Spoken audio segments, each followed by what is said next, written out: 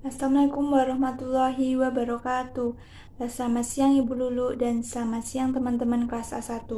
Di sini kami dari kelompok 5 yang beranggotakan saya Aprilia Wahyuni NPM 062 dan teman saya Rafika Nur Astuti NPM 006. Kemudian Ami Yulianti NPM 058. Kemudian ada Vika Fidianti NPM 084. Nah, di sini kami dari kelompok 5 akan mempresentasikan terkait dengan analisis prospektif, proyeksi neraca. Nah, untuk penjelasan yang pertama ini akan dijelaskan oleh teman saya. Baik, saya Vika Fidianti, NPM 084 akan memaparkan materi mengenai proyeksi laporan posisi keuangan. Nah, di mana laporan posisi keuangan ini berkaitan dengan target pada tahun 2003 sampai 2005 yang disajikan dalam tampilan tersebut yang bersama dengan rasio yang terpilih. Nah, untuk perkiraan laporan posisi keuangan tahun 2006 melibatkan langkah-langkah berikut. Yang pertama yaitu diproyeksikan aset lancar selain kas dengan menggunakan proyeksi penjualan atau beban pokok penjualan dan rasio perputaran yang sesuai. Kemudian yang kedua itu diproyeksikan kenaikan aset tetap dengan estimasi pengeluaran modal yang diambil dari tren historis atau informasi yang diperoleh dari bagian MD dan A pada laporan tahunan. Yang ketiga itu diproyeksikan liabilitas jangka pendek selain utang dengan menggunakan proyeksi penjualan atau beban pokok penjualan dan rasio perputaran yang sesuai. Kemudian yang keempat itu diperoleh bagian jatuh tempo utang jangka panjang dari catatan kaki utang jangka panjang. Kemudian yang kelima itu diasumsikan utang jangka pendek lain yang tidak berubah dari saldo tahun sebelumnya kecuali mereka menunjukkan tren yang diketahui. Kemudian yang keenam itu diasumsikan saldo awal utang jangka panjang sama dengan utang jangka panjang periode sebelumnya dikurangi bagian yang jatuh tempo sesuai bagian jatuh tempo utang jangka panjang dari catatan kaki utang jangka panjang. Kemudian yang ketujuh itu diasumsikan kewajiban jangka panjang lain sama dengan saldo tahun sebelumnya kecuali mereka menunjukkan tren yang diketahui. Terakhir itu diasumsikan akun ekuitas lain-lain di mana sama dengan saldo tahun sebelumnya kecuali mereka menunjukkan tren yang diketahui. Nah, dari jumlah langkah ketiga sampai 10 ini menghasilkan total liabilitas dan ekuitas. Kemudian total aset ini ditetapkan sama dengan jumlah tersebut dan akan menghasilkan jumlah kas yang dihitung sebagai total aset dikurangi pada langkah pertama dan langkah kedua. Kemudian untuk kas ini akan terlalu tinggi atau terlalu rendah, di mana utang jangka panjang dan saham biasanya kemudian disesuaikan untuk penerbitan atau pembelian kembali yang sesuai untuk menghasilkan tingkat kas yang diinginkan dan untuk mengelola laporan keuangan historis. Nah, penyusunan ini mengidentifikasikan tingkat pendanaan yang dibutuhkan untuk mendukung pertumbuhan perusahaan. Baik, saya Aprilia Wahyuni NPM 062 akan melanjutkan presentasi terkait dengan proyeksi piutang usaha.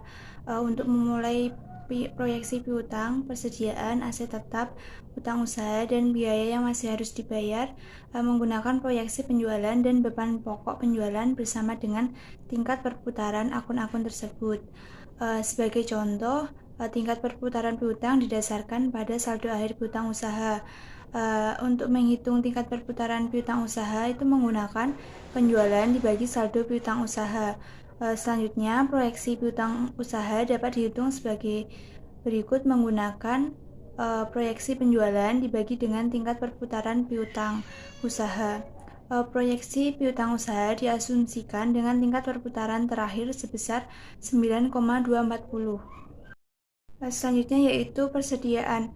Tingkat perputaran persediaan dengan menggunakan tingkat perputaran terakhir atau berdasarkan saldo akhir persediaan sebesar 5,840 beserta dengan beban pokok penjualan untuk memproyeksikan persediaan. Tingkat analisis yang lebih terperinci dapat menguji kemampuan target untuk menjual piutang usahanya kepada entitas bertujuan khusus untuk tingkat perputaran persediaan dengan membandingkan toko lama dan toko baru.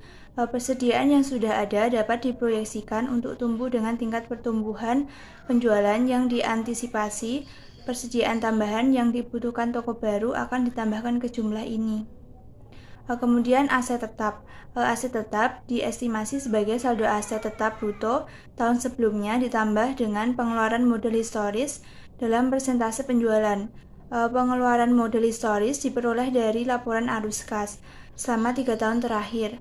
Pengeluaran modal sebagai persentase dari penjualan masih tetap tidak berubah pada tingkat 6,4% dari penjualan. Untuk mengestimasi pengeluaran modal tahun 2006 dengan menggunakan tingkat 6,43% setelah proyeksi selesai. Presentasi ini dapat selanjutnya disesuaikan untuk menguji dampak keuangan dari tingkat pengeluaran modal yang lebih tinggi atau rendah.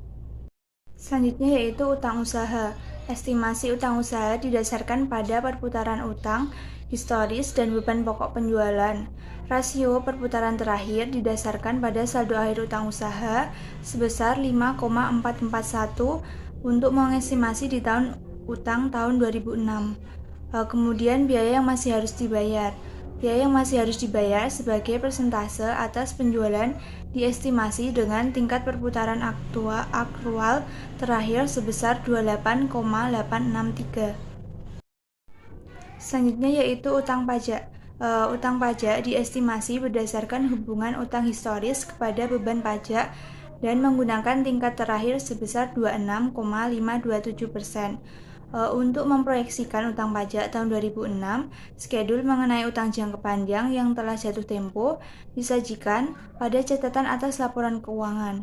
Penggunaan untuk jumlah tahun 2006 dirujuk dalam skedul tersebut.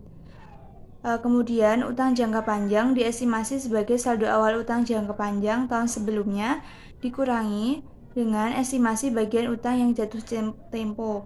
Tingkat utang ini akan disesuaikan untuk memperoleh saldo kas dan leverage keuangan yang diinginkan setelah laporan posisi keuangan awal tersusun.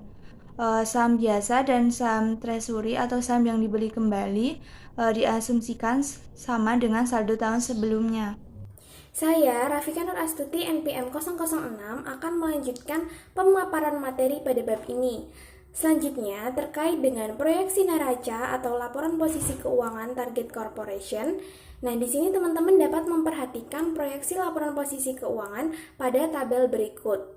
Nah, proyeksi ini itu dapat dilakukan menggunakan laporan posisi keuangan yang telah dijelaskan sebelumnya dan dapat pula melibatkan proyeksi laba rugi yang telah dijelaskan pada materi sebelumnya. Nah, dalam tabel tersebut itu terdapat akun-akun yang telah diproyeksikan menggunakan langkah-langkah yang akan dibahas pada pembahasan selanjutnya. Untuk misalkan untuk proyeksi total aset lancar itu yang terdiri dari kas, piutang, dan persediaan. Jadi untuk total aset lancar itu sebesar 14.277. Lalu terdapat aset tetap, akumulasi penyusutan, aset tetap bersih dan aset lain-lain, sehingga total proyeksi aset secara keseluruhan itu menjadi 34.595. Lalu pada sisi ekuitas dan liabilitas, proyeksi liabilitas pada tahun 2006 itu diperkirakan sebesar 19.657, sedangkan proyeksi ekuitas diperkirakan sebesar 14.938. Jadi pada sisi ekuitas dan liabilitas total proyeksinya itu sebesar 34.595. Nah, di sini jumlah aset sama dengan jumlah liabilitas dan juga ekuitas. Selanjutnya, masih pada tabel proyeksi laporan posisi keuangan untuk rasio terpilih. Nah, rasio terpilih ini ada yang pertama tingkat perputaran piutang usaha, lalu tingkat perputaran persediaan, tingkat perputaran utang usaha, tingkat perputaran biaya yang masih harus dibayar, utang pajak per beban pajak, dividen per saham, pengeluaran modal atau CAPEX atau capital expenditure, dan juga CAPEX atau penjualan. Nah, nantinya rasio-rasio ini akan digunakan ketika kita akan menghitung proyeksi laporan posisi keuangan. Lalu bagaimana cara memproyeksi laporan posisi keuangan? Nah, untuk proyeksi laporan posisi keuangan itu dapat dilakukan dengan beberapa langkah berikut ini. Nah, untuk langkah yang pertama itu adalah memproyeksi piutang, yang di sini nanti besarnya adalah 5.650. Nah, untuk proyeksi piutang ini dilakukan dengan cara proyeksi penjualan dalam proyeksi laporan laba rugi yang ada pada cuplikan tabel pada slide ini, yaitu sebesar 52.204 dibagi dengan rasio perputaran piutang dalam rasio terpilih yang telah kita paparkan di slide sebelumnya, yaitu sebesar 9,24. Lalu untuk langkah yang kedua, yaitu memproyeksi persediaan sebesar 6.001. Nah, dalam memproyeksi persediaan ini dilakukan dengan membagi beban pokok penjualan dalam proyeksi laporan laba rugi sebesar 35.047 dengan rasio perputaran persediaan dalam rasio terpilih sebesar 5,84. Lalu untuk langkah ketiga, yaitu memproyeksi aset lancar lain. Nah, dalam hal ini tidak ada perubahan, yang artinya sama dengan tahun sebelumnya. Lalu untuk langkah keempat, yaitu memproyeksi aset tetap, di sini sebesar 25.629.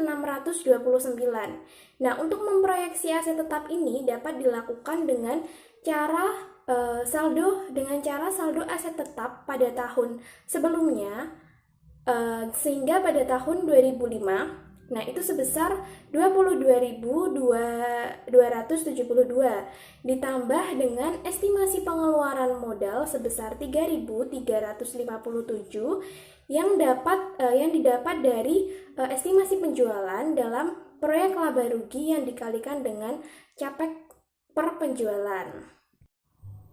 Yang selanjutnya, langkah kelima, yaitu memproyeksi akumulasi penyusutan yang di sini nilainya sebesar 6.822.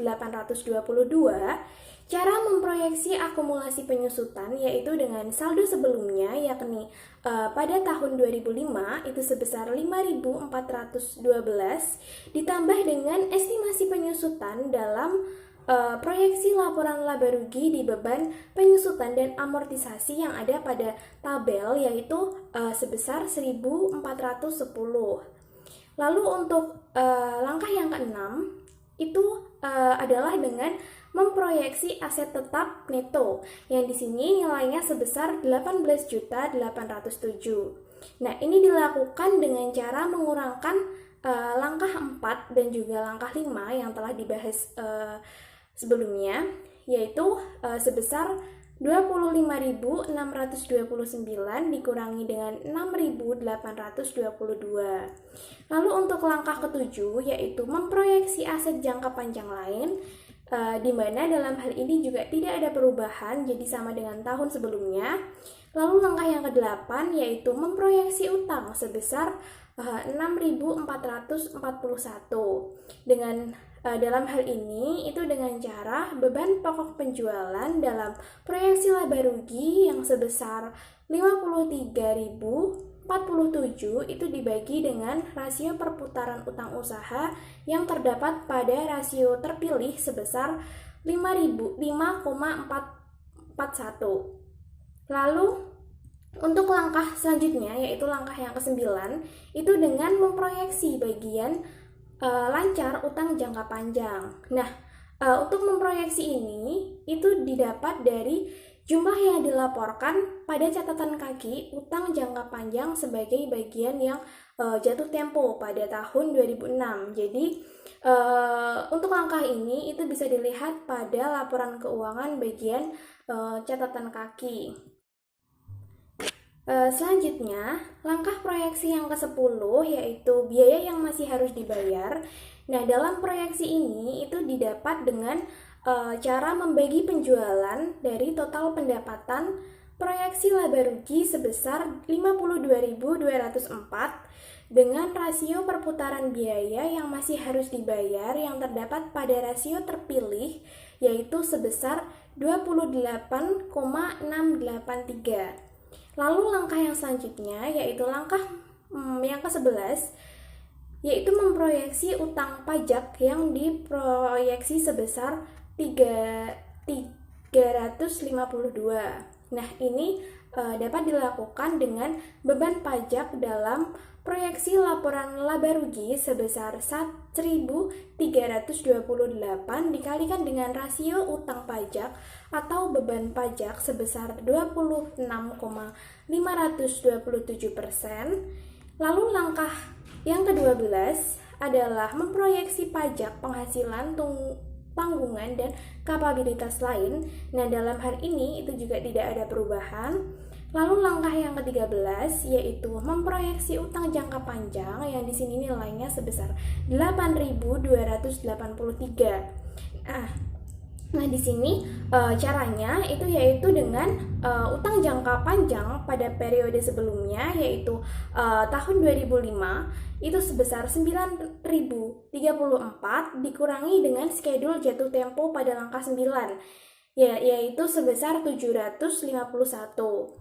Selanjutnya, melanjutkan langkah-langkah berikut. Untuk langkah yang ke-14 yaitu memproyeksi saham biaya. Lalu langkah yang ke-15 yaitu memproyeksi agio saham. Nah, di mana pada langkah ke-14 dan ke-15 ini tidak ada perubahan atau sama pada tahun sebelumnya. Lalu pada langkah ke-16 yaitu memproyeksi saldo laba yang di sini nilainya sebesar 13.054.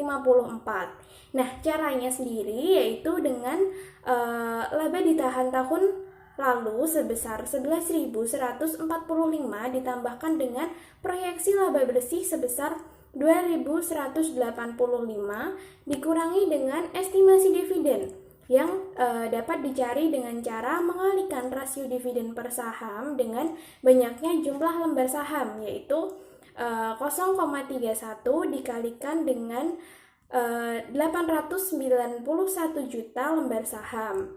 Lalu untuk langkah yang ke-17 atau langkah yang terakhir yaitu kas. Nah, di sini dalam laporan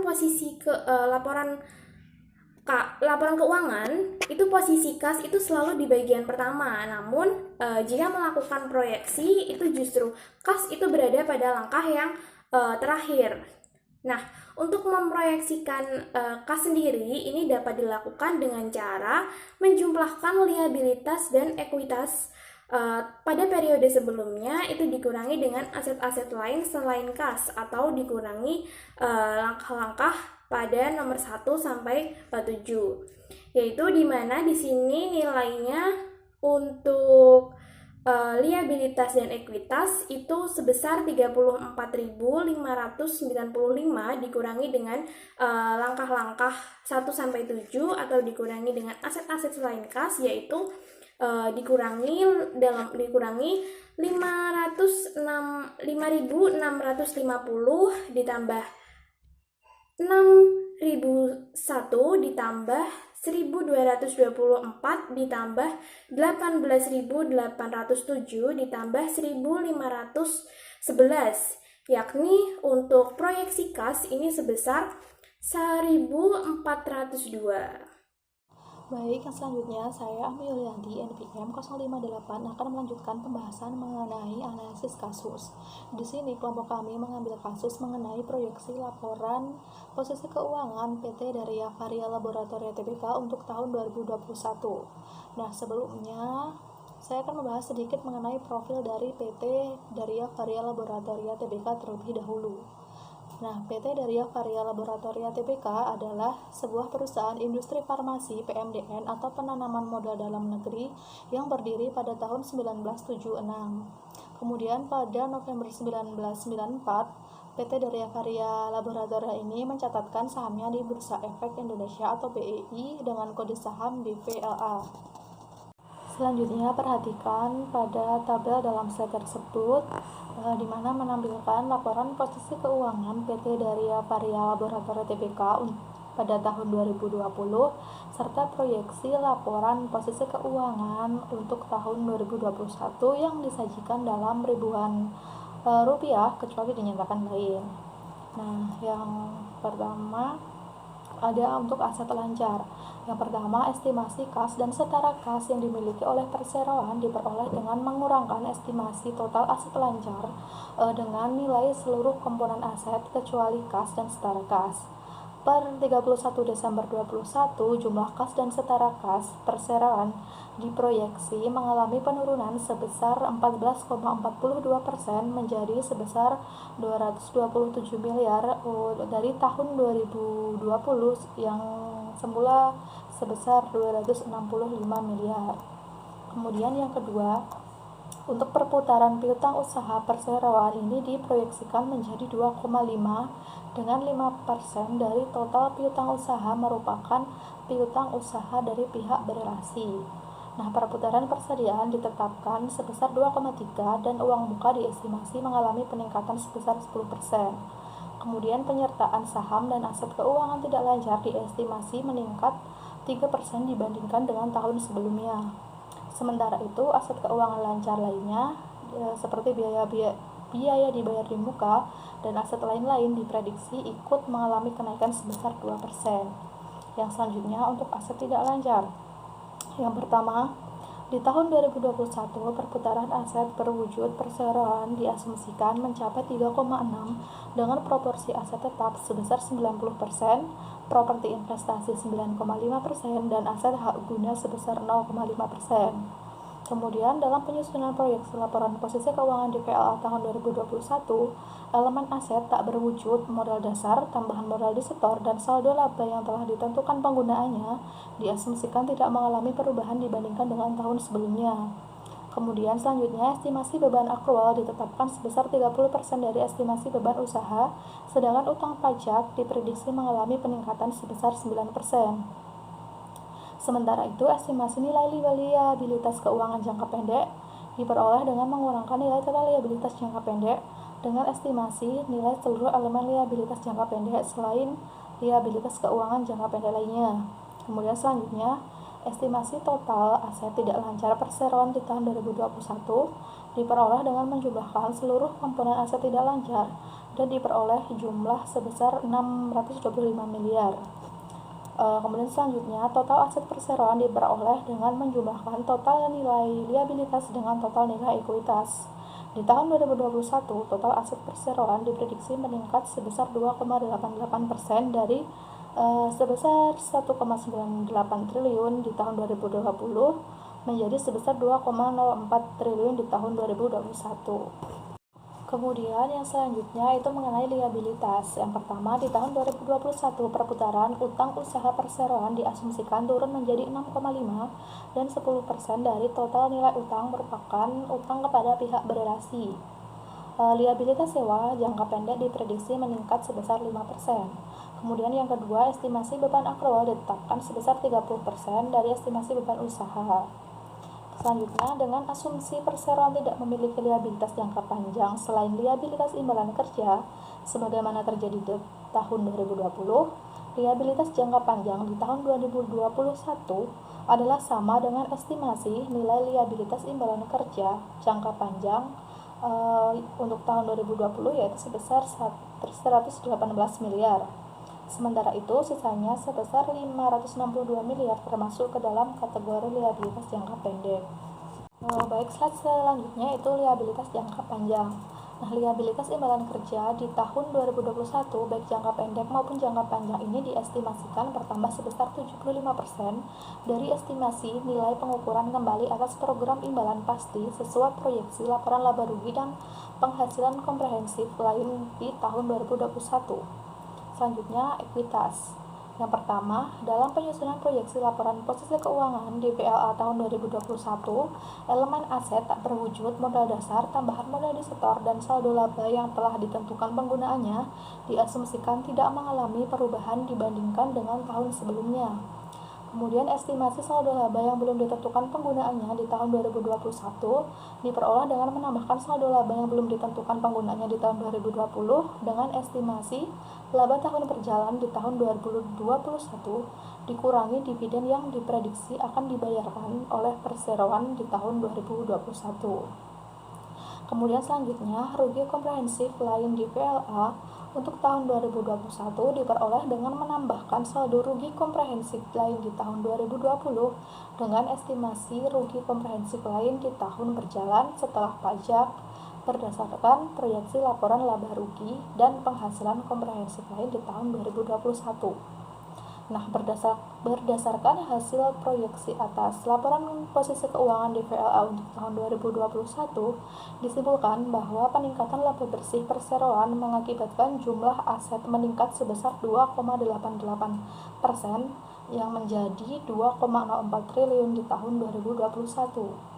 Proporsi total utang terhadap total ekuitas diasumsikan tidak mengalami perubahan dibandingkan dengan tahun sebelumnya, yaitu berada di level 0,5.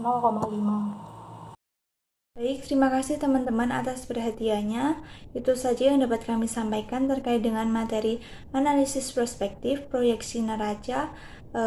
Mungkin dalam penyampaiannya masih banyak salah kata dan kekurangannya, mohon dimaafkan. Dan setelah ini ada sesi tanya jawab. Bagi teman-teman yang ingin bertanya, kami persilahkan. Sekian dari kelompok 5. Wassalamualaikum warahmatullahi wabarakatuh.